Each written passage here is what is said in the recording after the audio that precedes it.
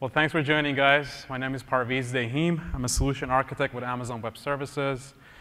I work with a ton of customers, from startups to enterprises to architect their infrastructure. I focus on, I have a background in CloudFront or CDN business, so I do have a little bit of background and work with CDN-related customers and infrastructures.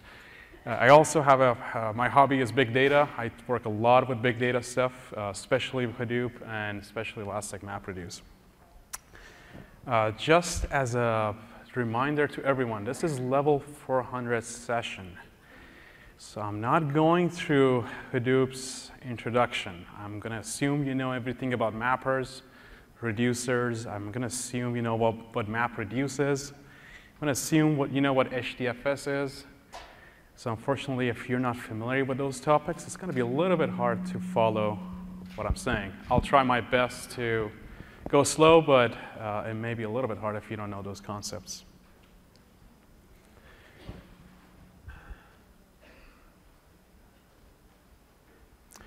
So I do want to give you a little bit of introduction on Elastic MapReduce and what it is.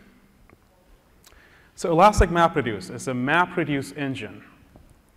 It's a massively parallel Hadoop infrastructure. It's managed for you, meaning that you don't have to deal with deployment and configuration and everything else that has to come with Hadoop. I remember I used to play with Hadoop when it actually got released a long time ago, and you had to configure every tweak, have to tweak a lot of knobs, and you have to do a lot of deployments, and it wasn't fun.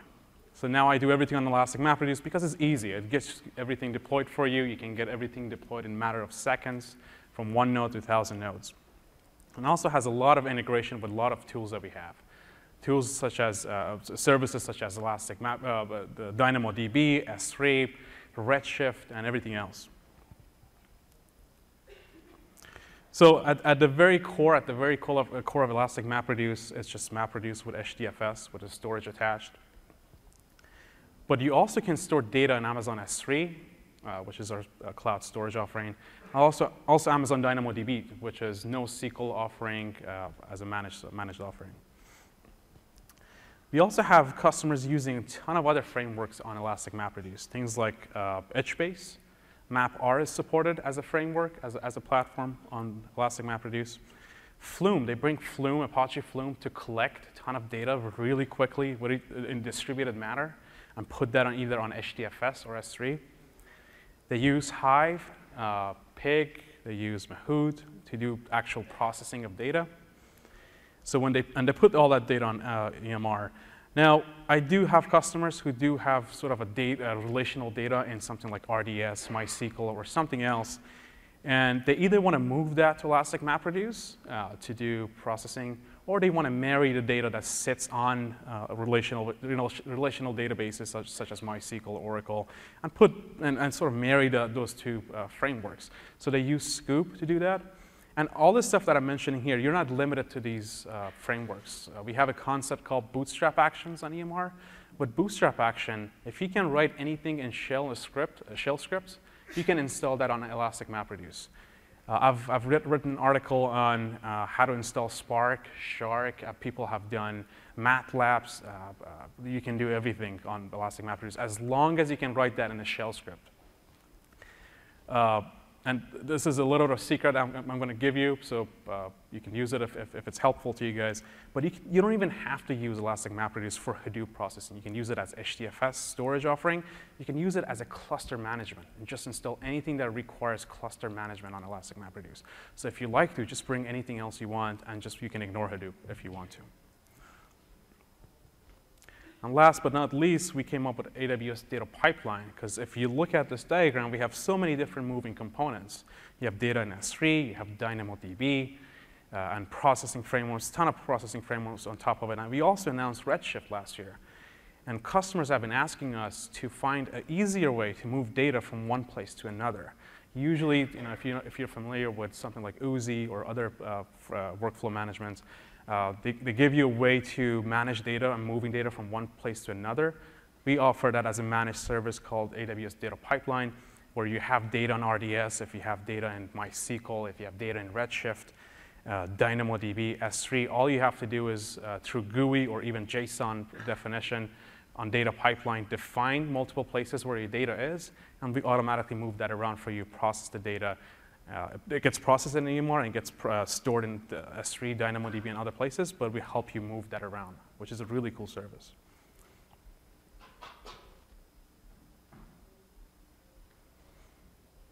All right.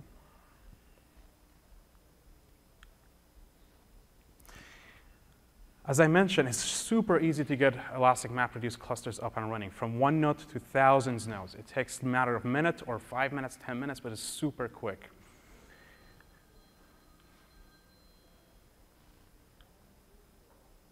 And you're not stuck with hardware.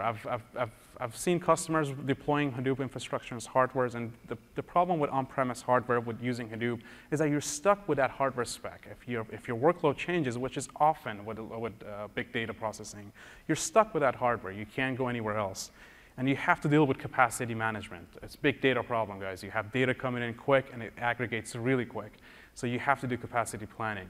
You don't have to do that with EMR. With the matter of API call, you can add nodes, and I'll talk about this further down in the deck, that you can actually remove nodes when you don't need to, where you don't need that processing anymore.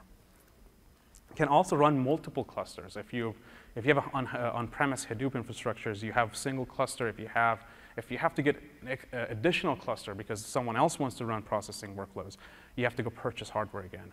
With Elastic MapReduce, again, with one API call, you get one cluster, two clusters, variety of different sizes, different instance types. If you in memory heavy, CPU heavy, you can get different instance sizes. This is by far the best integration I've seen, which is integration with Spot Market. I don't know if you guys are familiar with Spot Market, but Spot Market is a way for you to come in, bid on unused capacity of AWS. So I think as Andy Jassy was mentioning in his keynote, we have unused capacity, and if at, let's just say 2 in the morning or any time during the day, if you need resources, you can come in and bid on those instances. What that means is that if an instance typically costs, let's just say $1 an hour, you can bid on that instance and get that instance for 10 cents, 15 cents, 30 cents an hour. Let me get into some design patterns on EMR, what I've seen. These are the list of design patterns that I'm going to go one by one. So patterns such as transient clusters versus live clusters, core nodes and task nodes. This is a concept in Elastic MapReduce. Using Amazon S3 as your persistent, or maybe HDFS, but in this case, replacing HDFS with S3, and also using both in conjunction to each other, so HDFS and S3. And I'll also talk about elastic clusters, clusters that you can either manually or automatically add and remove nodes. So let's talk about transient versus live clusters. Transient clusters are a type of clusters then when you do processing, you submit your job, the job gets done. When the job is done, cluster goes down, meaning that the nodes shut down. Obviously, for persistent, you need to host your data somewhere, such as S3. So S3 would be the great use case for this workload. But the point is that the cluster doesn't stay around. The cluster goes away as soon as the processing is done.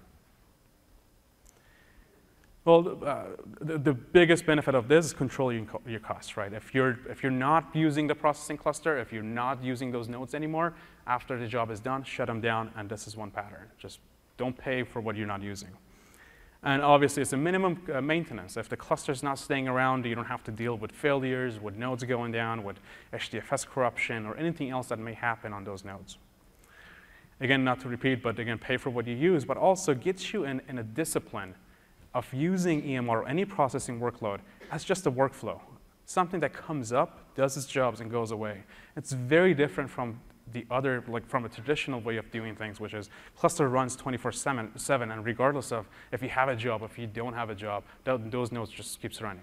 So it's great to get into the discipline of just bringing stuff up when you need to do something and shutting them down. It's maybe not for cost, but just as a discipline. So when would you want to use transient clusters versus a cluster that stays around? It's a simple math. If the data load time, when it takes, for the time that it takes you to load your infrastructure or your EMR cluster with data and do your data processing, if you aggregate that and multiply that by the number of jobs you're running on a given day, if that's less than 24 hours, you can save cost and be more agile by using transient clusters. That's an easy math, and I'll give you an example.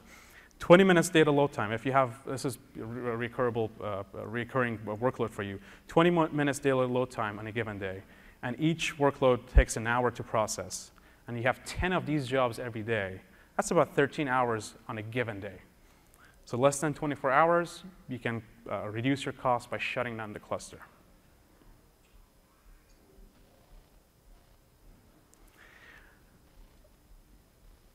In contrast, we can have live clusters. I call it a live cluster. You can call it long-running clusters. And the reason I call it a live clusters is that when you call EMR API, you have to say alive. And that's the way EMR knows that your job is, the cluster is being running 24/7. So very similar to traditional Hadoop infrastructures, cluster stays around after the job is done. Cluster runs 24/7. And you still use the data persistent models such as maybe using Amazon S3 to store data. You can use S3 in conjunction with HDFS, and I'll talk about this pattern later on where data goes to S3 and you copy that to HDFS. Or you can just use HDFS and use S3 as a backup, and we'll talk about that later on. So it's a long-running cluster. You get HDFS as part of EMR cluster. Now, you could store your data on HDFS only as your primary storage, but even if you do, if you decide to go that way, I always recommend keeping data on S3 as a backup. Design for failure is something we always talk about. Always design for failure. Always assume that cluster is going to go away, even though you ask for it to stay around. So keep your data backed up and safe on S3. Now, this is a strange recommendation, so I'll explain a little bit. Get in the habit of shutting down the cluster once a week, once a month, at some frequency, but shut down the cluster once in a while. The reason I say that is I have a lot of customers who say, hey, I've had this cluster and I've asked to be around 24/7, but I suffered a lot because that cluster got shut down for some reason. Or maybe, and you guys may know this, but the master nodes, name nodes that does everything for Hadoop, if that goes down, your cluster can go down completely. And they get into the situation where the cluster is supposed to stay up and running, the master node goes down, and they're completely down, and the workload just suffers. The time to process goes high. And they complain about that. The reason I ask you guys to shut down the cluster once in a while is to get into a habit of designing for failures and recovering from failures. Even if the cluster is supposed to stay around for 24/7 for long-running clusters, be in the habit of accounting for that failure. And you can do that with data pipeline, you can do that with Uzi, you can do that with any other workflow management. But the point is that your workflow should detect these failures and run a new cluster if the previous cluster fails, versus relying on the previous cluster to run 24/7 forever. So again, get in the habit of shutting down a cluster. And I don't know if you guys have seen the stuff that Netflix does. They have something like Chaos Monkey that goes around and takes stuff down, like random instances, random ELBs, auto-scaling, mostly because of that, so they can design for failure so that if anything goes wrong, if anything gets shut down, the workflow doesn't suffer. So benefits of live clusters is ability to share data between multiple jobs. So with contrast with transient clusters. Transient clusters, if you have multiple jobs, let's just say 3 or 4 jobs, independent jobs, but the output of the last job needs to be consumed by the next job. One way you can do with transient clusters is you can put that data on S3 as a shared storage. The next job will pick up after the previous job. Now, this could be inefficient, meaning that if you have a lot of data going back and forth and you have a lot of clusters coming up and doing the processing, this could be inefficient. What you could do is you could run a long-running cluster that stays around for a long time and then have the jobs output to HDFS, and the next job picks up from HDFS and goes on throughout the chain of the workflow processing. In a strange way, it's actually maybe more cost-effective for you to run long-running clusters. And one use case for that would be that if you have multiple jobs running every hour, let's just say you have 2 jobs at 1 p.m., another 2 jobs at 2 p.m., and so on, it would be more cost-effective to keep the cluster around and not shut it down. Just keep the cluster around, submit the jobs to the same cluster as time goes on. So at 1 p.m., 2 p.m., 3 p.m., you have the same cluster running.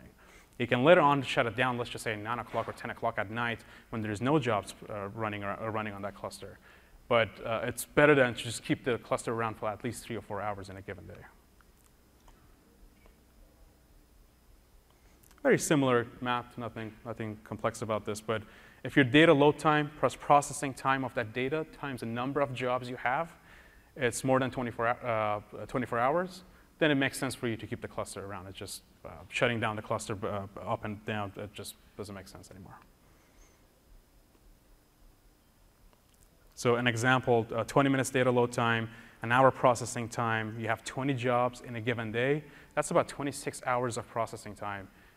More than 24 hours, you may just keep the cluster around and use live clusters versus transient clusters. Core and task nodes.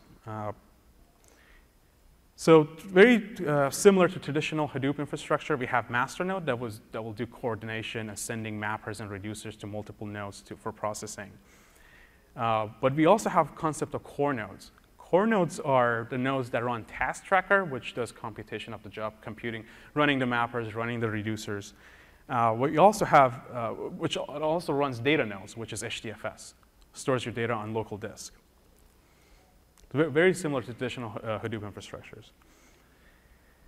The good thing about core nodes is that you can add nodes. If you run a cluster of 4 nodes, you need more capacity, you need more HDFS space, you need more CPU, you can add another node to your cluster with an API call, easy. But the caveat is you can't remove core nodes. Once you add them, you're not allowed to remove them. The reason for that is because of HDFS. HDFS doesn't really like in situations where you randomly take nodes out of rotation. It creates imbalance, it creates corruption, it creates a lot of strange behaviors. So you don't want to remove HDFS nodes as when you add them.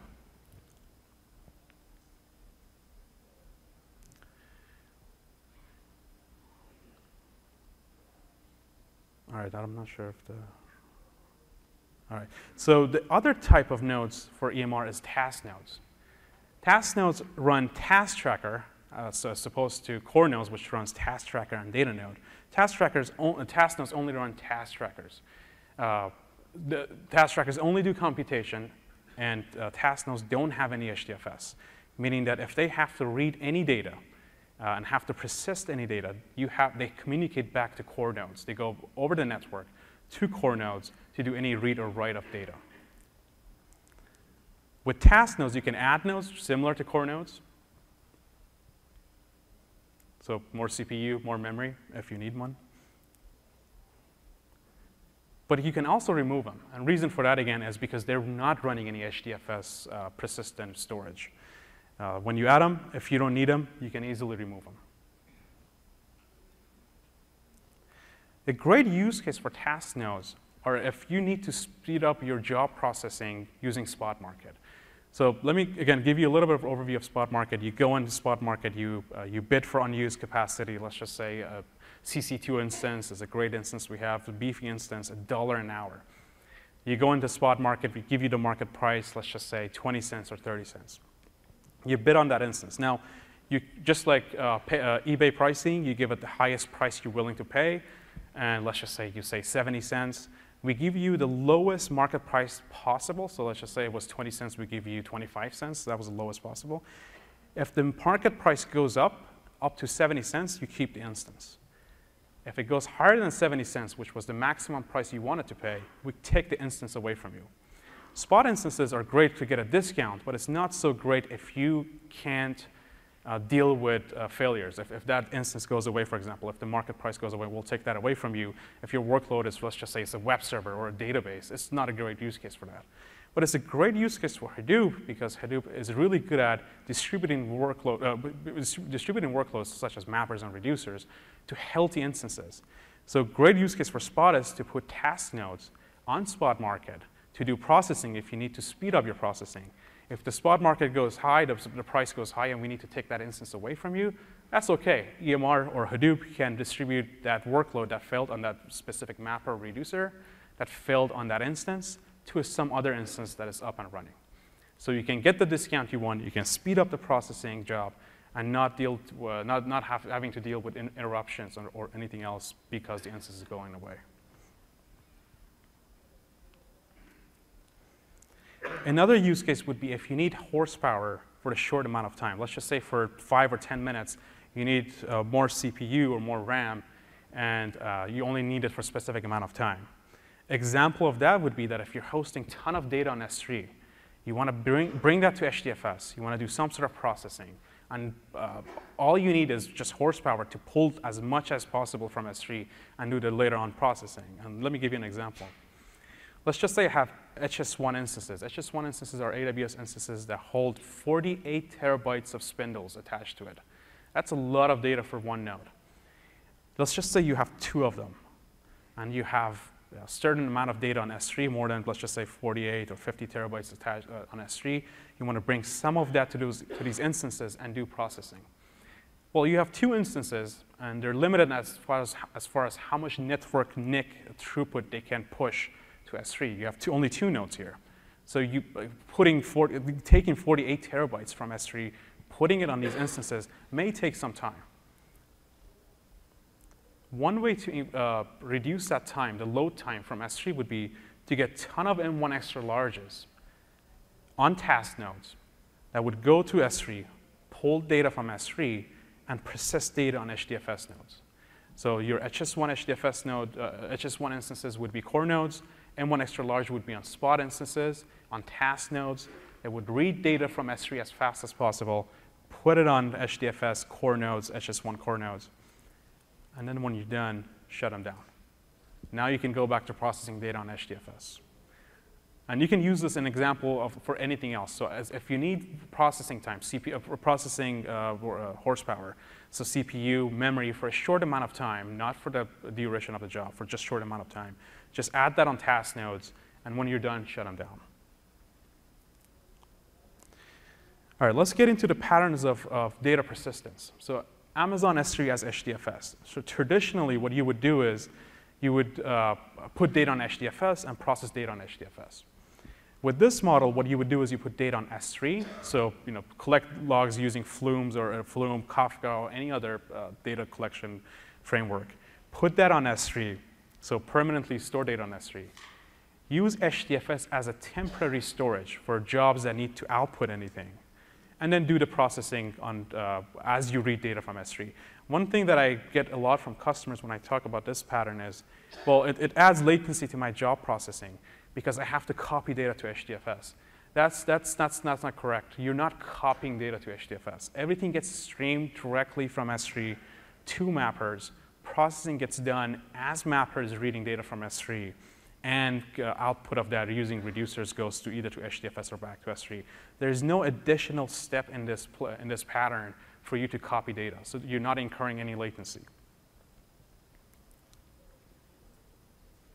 The huge benefit, I definitely highlighted that just to make sure it doesn't get missed. The huge benefit for that is the ability for you to shut down the cluster. So we talked about transient clusters and shutting down the stuff you don't need, for task trackers, and shutting down even the entire cluster when you don't need that cluster. The only way you can do that is if you persist data on S3. If you don't persist data on S3 and use HDFS, you have to keep the cluster around. You don't have a way to shut down your cluster. Another great benefit is 11 nines of durability that S3 provides. 11 nines of durability, I forgot the statistic. It's some crazy statistic that says if you host your one object or multiple objects on S3, you won't lose that object for a million years. That's statistically, that's what it means, 11 nines of durability. The other great benefit of this model is you don't have to deal with capacity management for HDFS.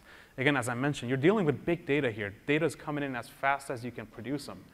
And if you're hosting an HDFS, you have to keep adding nodes, core nodes, keep adding core nodes to increase your HDFS cluster.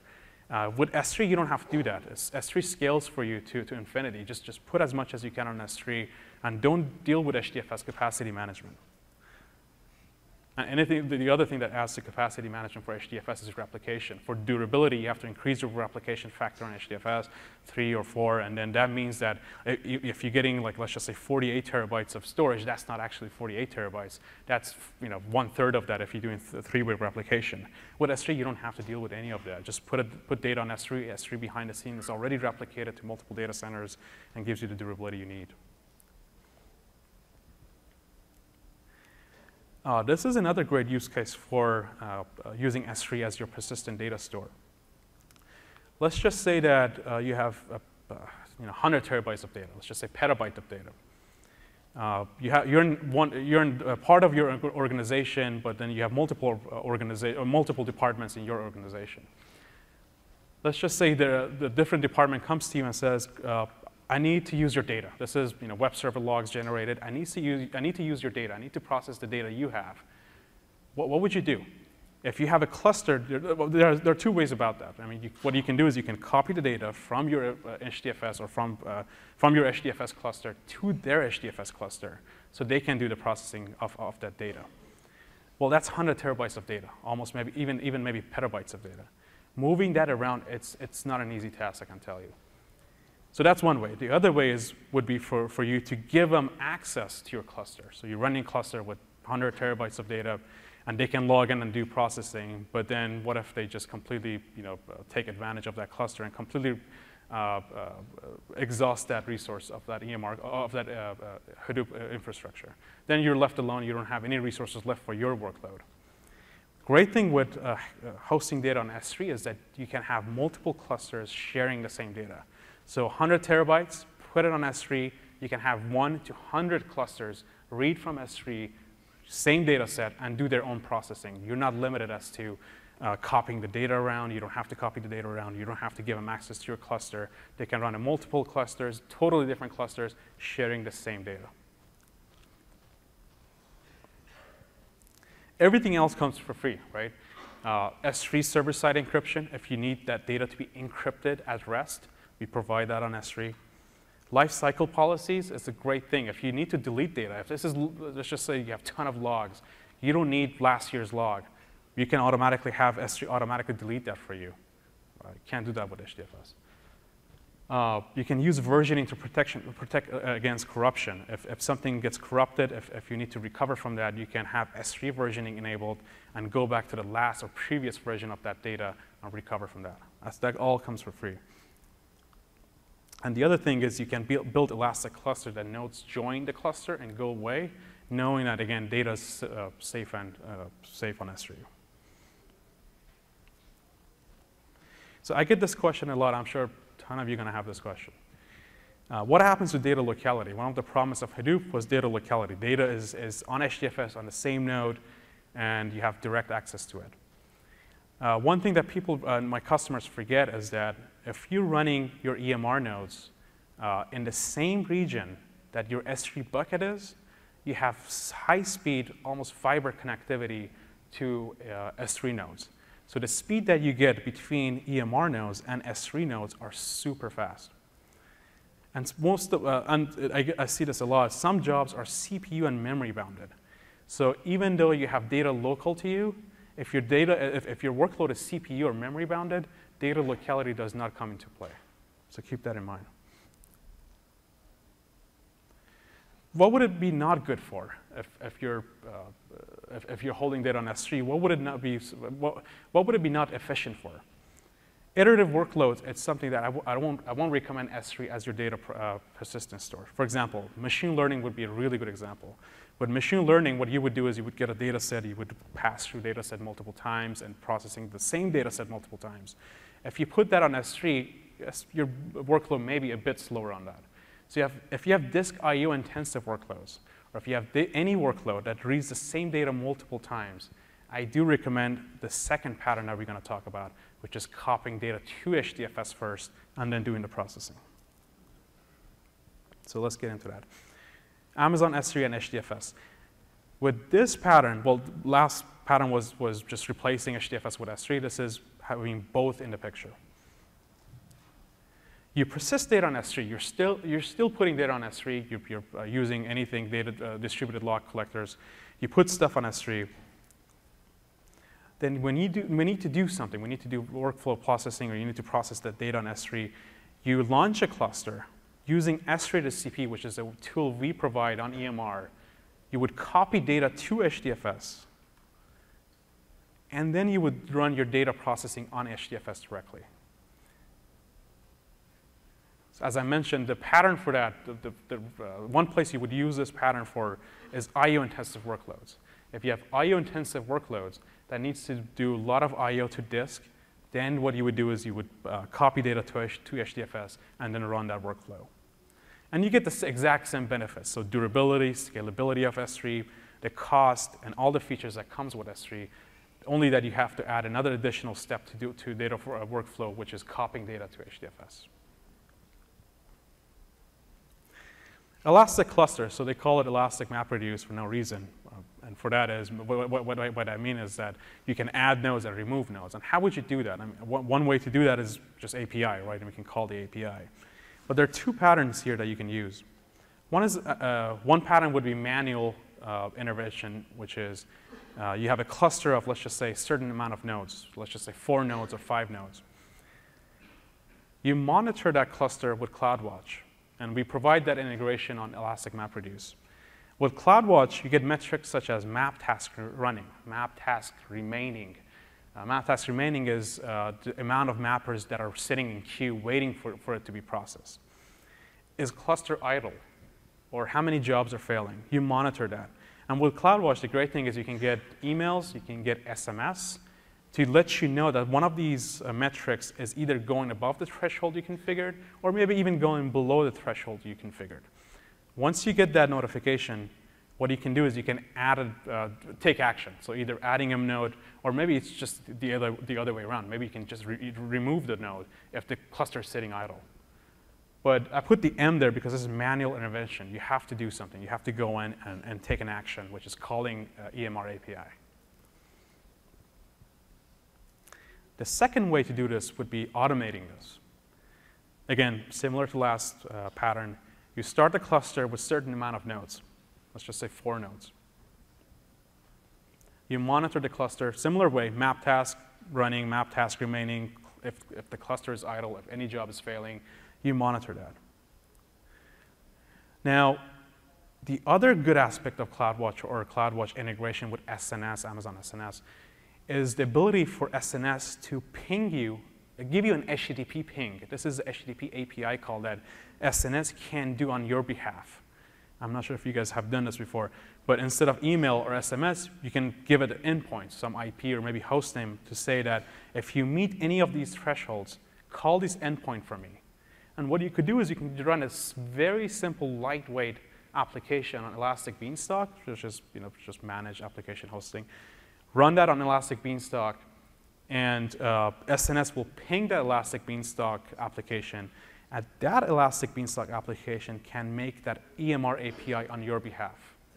So in this case, hands off. You're not doing anything. As long as you write a very simple application that sits on Beanstalk that can run API calls for you, everything's automated. Your threshold is met. SNS goes to Beanstalk. Beanstalk will call EMR API either to add nodes or remove nodes. Completely, we call it auto-scaling for EMR, for those guys who like auto-scaling. All right, some best practices. Use M1 small, M1 large, C1 medium for functional testing. I do not recommend running any production workload on these instances. But if you do have a production workload, M1 extra large or any larger node would be a suitable choice. So M1 extra large, C1 extra large, anything in cluster compute families, CC2 instances, high 1 instances, HS1 instances, all that would be suitable instances for a production workload. If you have a memory intensive and CPU intensive, both sort of constraints, if you have both memory and CPU intensive workloads, use CC2 instances. They're great for that. CC2 and C1 extra large are great instances for CPU intensive workloads. HS1 instances, these are the instances that I talked about which has 48 terabytes of spindles attached, are great for HDFS workload, especially the pattern that we talked about where you copy data to HDFS first and do the processing. High 1 instances, which comes with SSD, and also HS1 instances, again, are great for disk I/O intensive. This is not just to hold a lot of data, but also do a lot of I/O to disk. So if you have that kind of workload, HS1 and high 1 instances would be great. If you're using M2 quadruple extra large instances today, and you have a cluster of that, you find it more cost effective to use CC2 instances.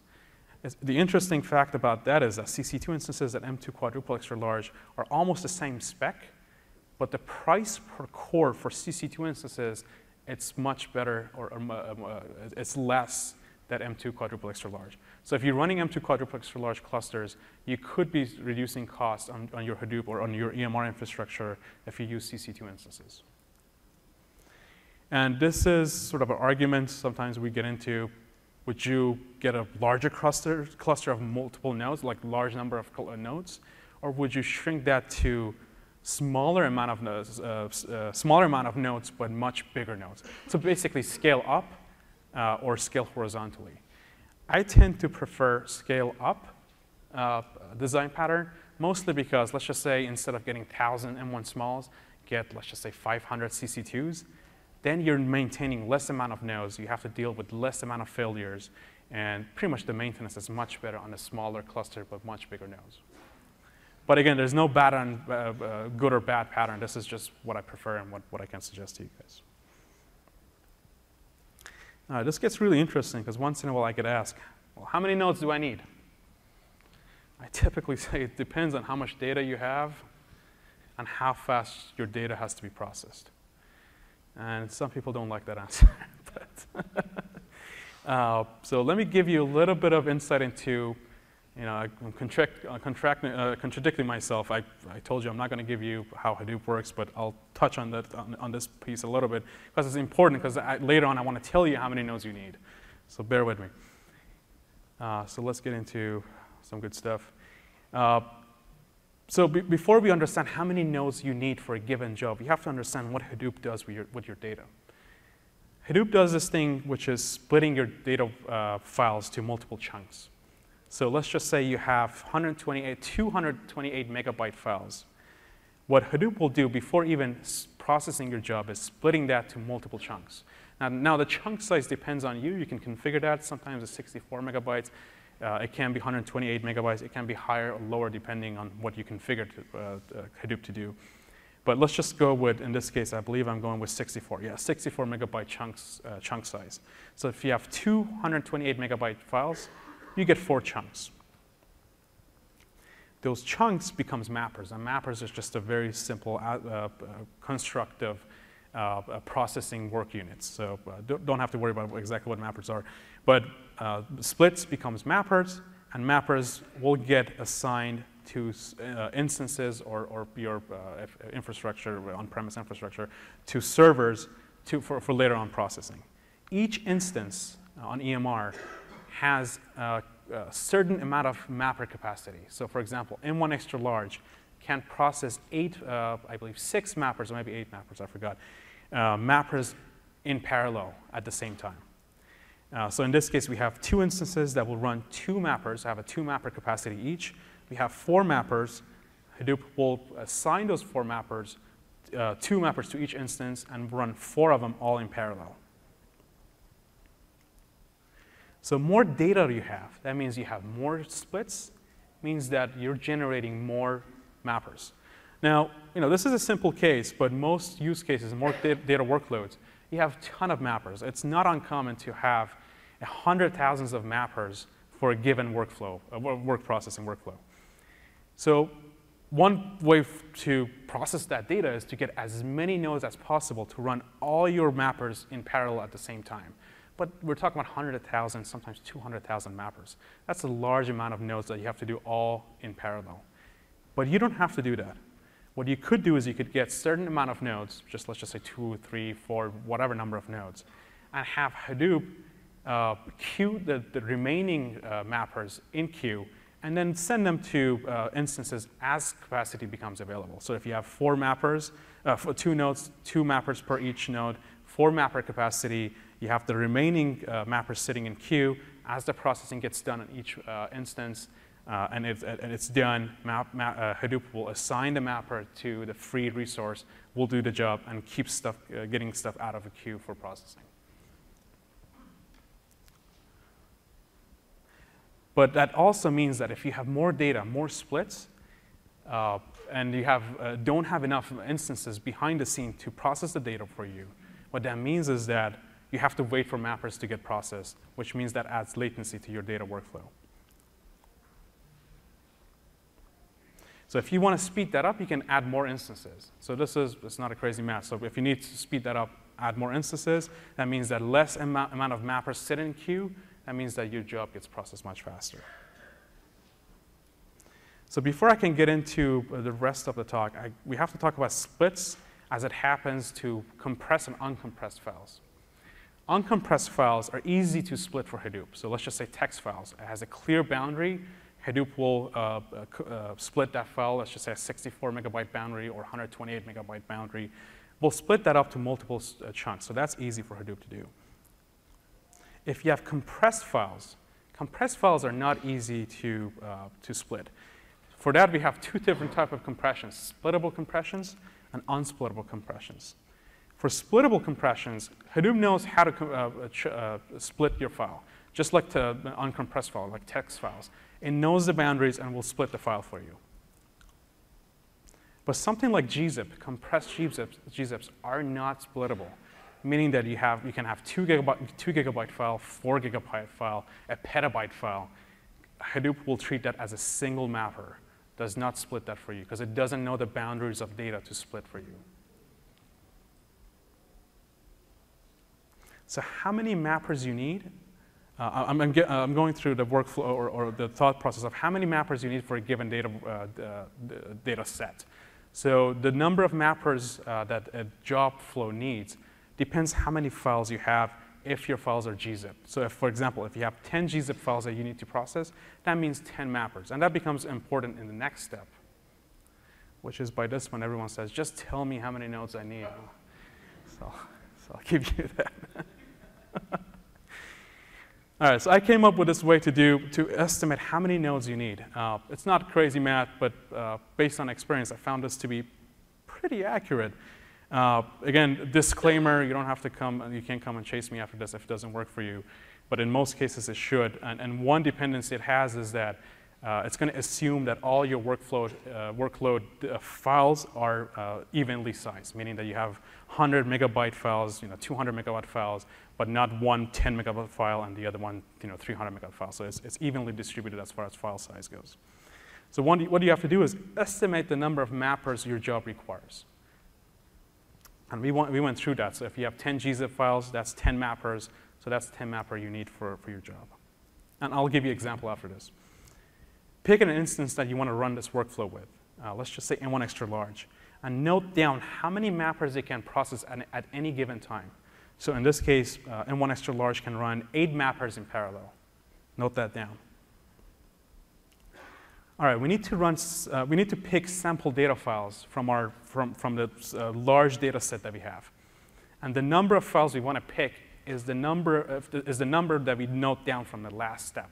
So last step was 8, so we pick 8 files, just randomly pick any 8 files for processing.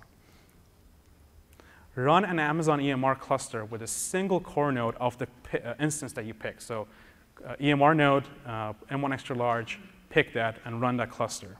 And run the processing of that data, processing of the sample files that you picked from the previous step. So one EMR cluster with single node of M1 extra large, run that on 8 files and process your data. And note down how long it took to process that data. How many needs you need is this math. Total number of mappers times time to process the sample files.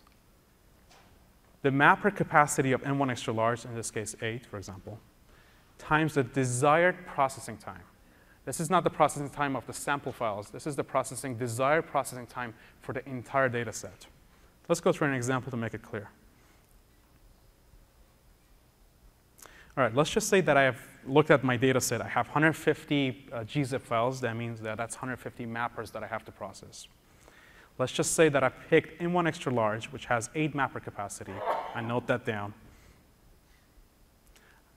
Because of the 8 mapper capacity, the number was 8, so I pick 8 files for sample test. I process my data. It takes 3 minutes to process this data. On 8 files, it takes 3 minutes. So the trick here is that I need this job, 150 files, to be processed in 5 minutes. So the math looks something like this. 150 mappers, 8 of them takes 3 minutes, so 150 times 3 minutes.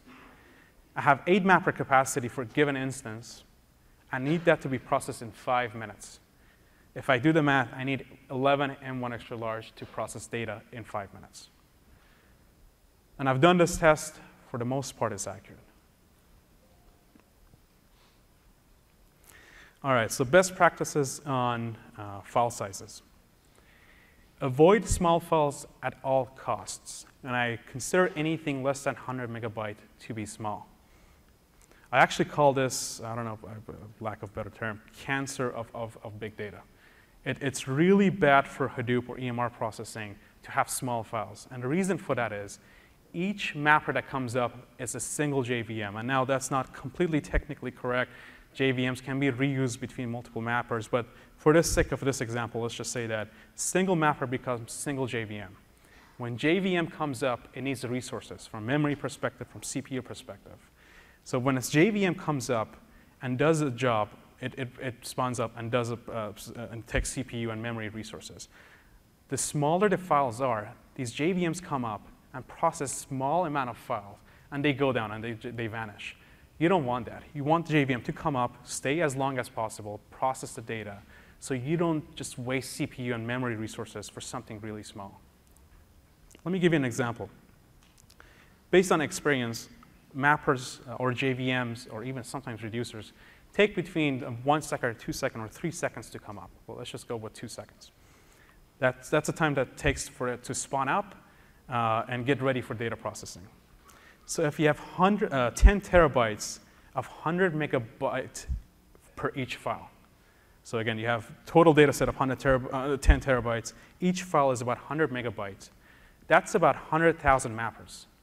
If each takes 2 seconds to come up, that's about 55 hours of CPU time. Now, 55 hours of CPU time is not much for humans. That's really fast. But compare that with 10 terabytes of a gig per each file size. So you have 10 terabytes of total size for data set size, and each file is about 1 gigabyte. That's 10,000 mappers, times 2 seconds each that needs to come up and do its job, or actually just get spun up. That's 5 hours. So 55 hours versus 5 hours. To put it in perspective, 5 hours is probably 5 milliseconds. 55 hours is probably 50 seconds. That's how you can compare these two.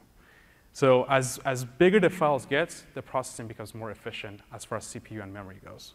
So definitely keep that in mind.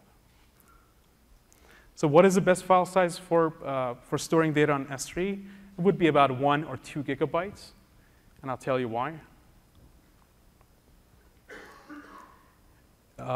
Typically, when in Hadoop community, when you go around and talk about mappers and how long a mapper should stay up, they talk about 60 seconds at the minimum. So when mapper comes up, it should stay up for 60 seconds or more. Anything less would be a waste of resources, CPU and memory. Each mapper can download from S3 at about the rate of 10 megabyte to 15 megabyte per second. And the reason for that is a single mapper is a single thread to S3, and single thread to S3 can only do between 10 megabytes and 50 megabytes per second.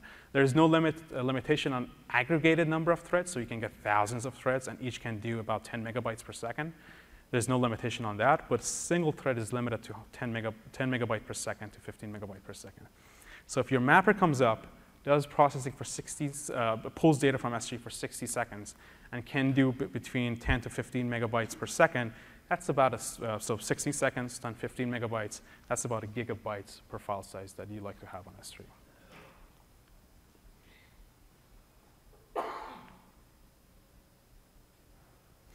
Well, what if you have small files issues? What if today you have files ranging from 5 megabytes to 10 megabytes, smaller or even a little bit larger, but it's kind of small for you? What do you do?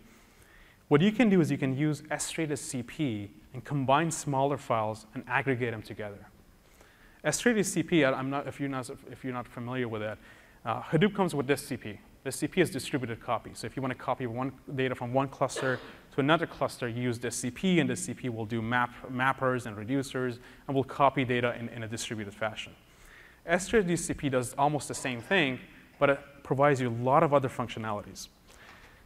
One functionality for S3 DCP is to provide source and destination, and also provide a group by pattern for S3 DCP to combine everything that matches the regular expression together and give it a target file size. So what it will do is it will get as much as file possible from S3 or HDFS or anywhere else, combine them together until you get to the target size that you like to. So in this case, you have file sizes, let's just say 5 meg or 10 meg or 20 meg sitting on S3. You want to combine that and make a bigger file out of it for processing on EMR. Just run S3 DCP, give it an argument, which would be source S3 as a bucket, and also destination, maybe local HDFS if you're doing that pattern of copying data to HDFS. And then give it a group by and a target size that will do the job for you.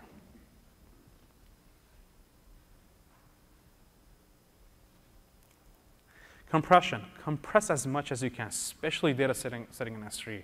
If you're not compressing data on S3, you're just paying additional S3 costs, and that's not good. So reduce your costs by compressing data on S3, and also gives you the great benefit of reducing the amount of bandwidth that you incur between S3 and mappers on EMR, and also reduce the bandwidth, which means that you're speeding up your processing time. Oh, all right, sorry. Duplicate slide. Let me go to the next one. Compress mapper and reducer output. This is the mapper. This is the output where mapper does its job. It's done and has to send data to reducer. So it has to write it to local disk first, and then reducer will pick that up. For you to reduce disk I/O, definitely compress your mapper and output. Mapper and reducer output. I think it's already by default compressed in EMR, but if not, or if you've changed it, make sure you compress that. There are different compression types that you can use. This is just not limited to this, but these are very popular ones. So gzip, LZO, and snappy.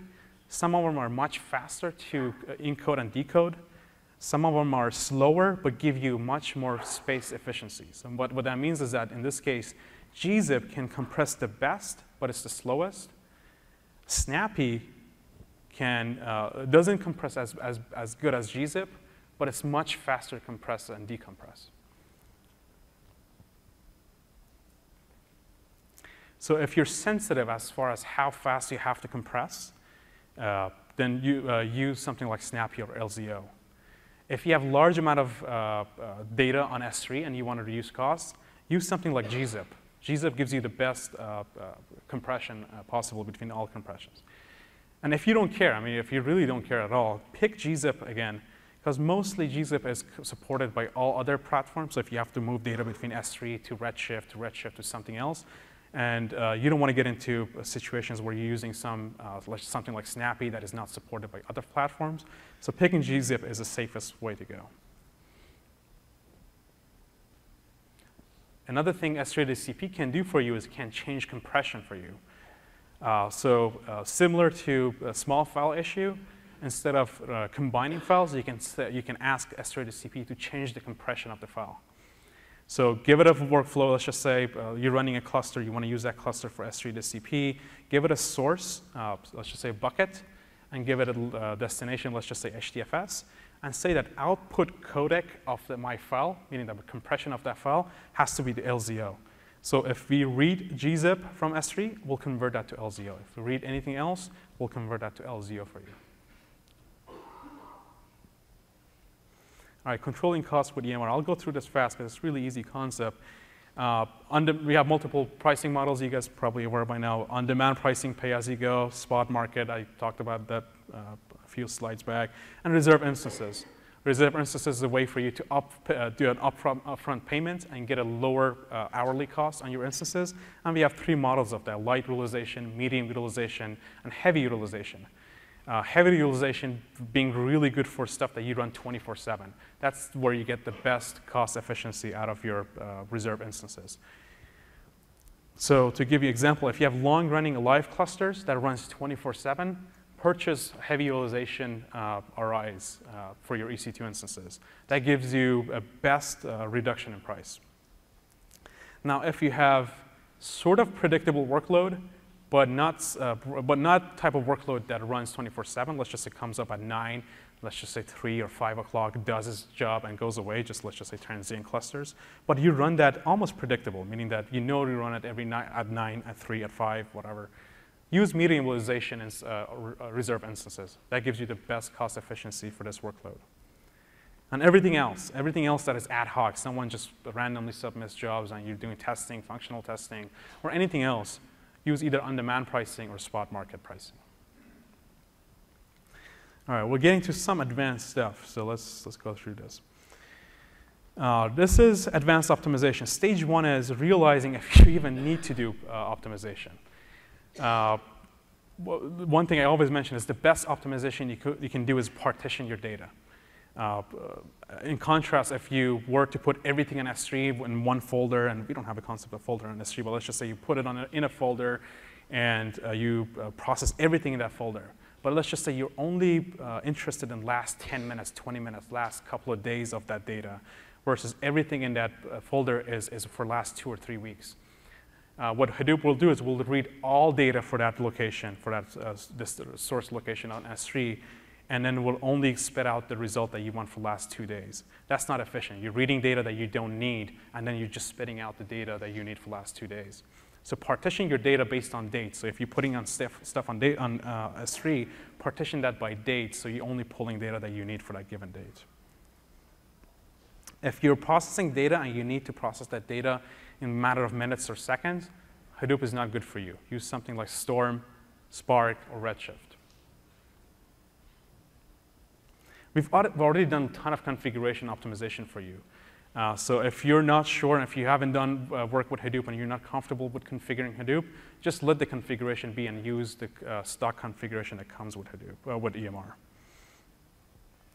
And best optimization, as I always tell my customers, just add a node. Don't worry about getting 5 or 10% of tweaking or configuring Hadoop mappers or reducers to get 5 or 10%.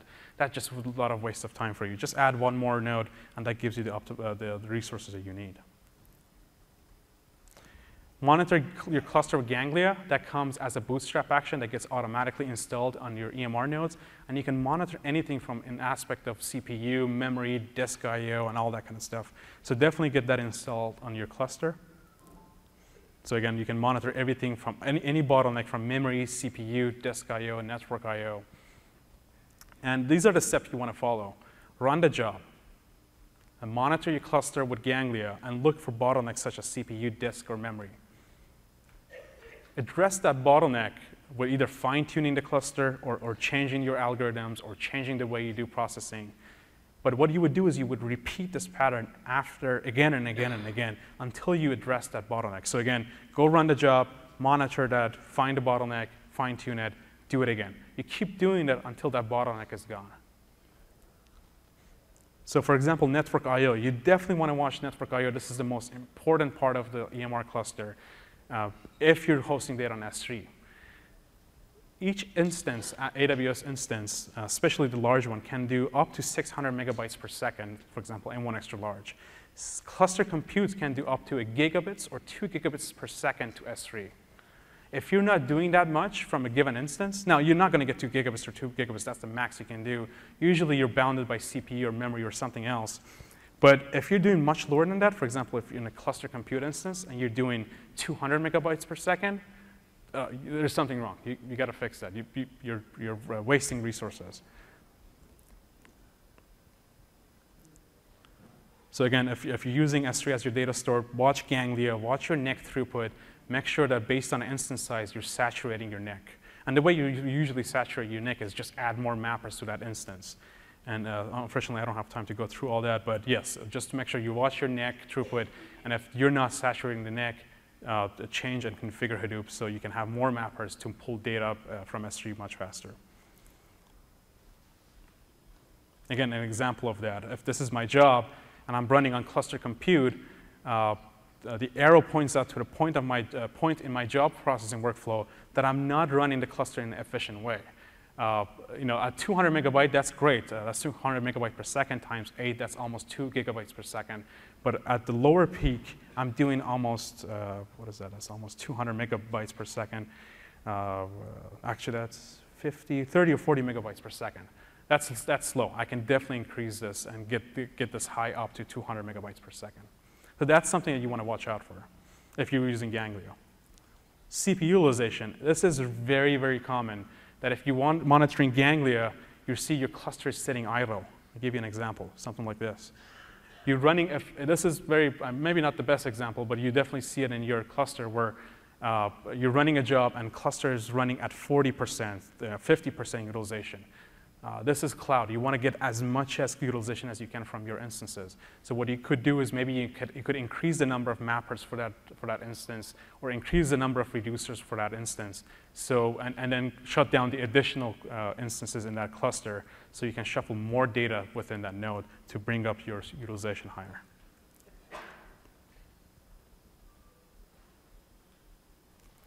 And the last piece is disk I/O. Limit the amount of disk I/O you do. You can watch that. We're using Ganglia. Again, compression helps a lot. And the other thing you can do is pay attention to the metrics that mappers and reducers spill out.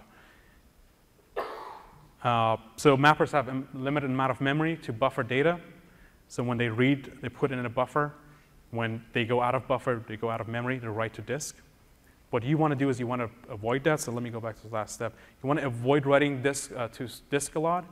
And these are the metrics you get. I'm sorry if it's too small for you to read. But it gives you a number of spilled records. What you want to do is you want to make sure you spilled records out of mappers. So the ratio between mappers spilled records and mappers output records, the ratio is not much, shouldn't be much higher than 1. So 1.2, 1.3 is still OK. But if you're getting the ratio of 2 or 3, that means that you're writing excessively to disk, and you want to avoid that. So again, this is one example. I'm reading spilled records about 200 or 22. I'm sorry, I can't read it right now. But let's just say 22 million records. And then output records from the mapper is about 10 million. So the ratio between those two is much higher than 1. So you definitely know you're writing disk to disk a lot. What you want to do in this case is increase your memory for that mapper. Just go in, and the way you would do is this way. I/O stored megabyte is a configuration parameter that you want to work with. And increase that to something larger. And you definitely want to make sure you have enough JVM heap size to do this. But if you do, just increase this parameter to something a little bit larger, so your mapper has much more buffer, and you're not writing to disk a lot.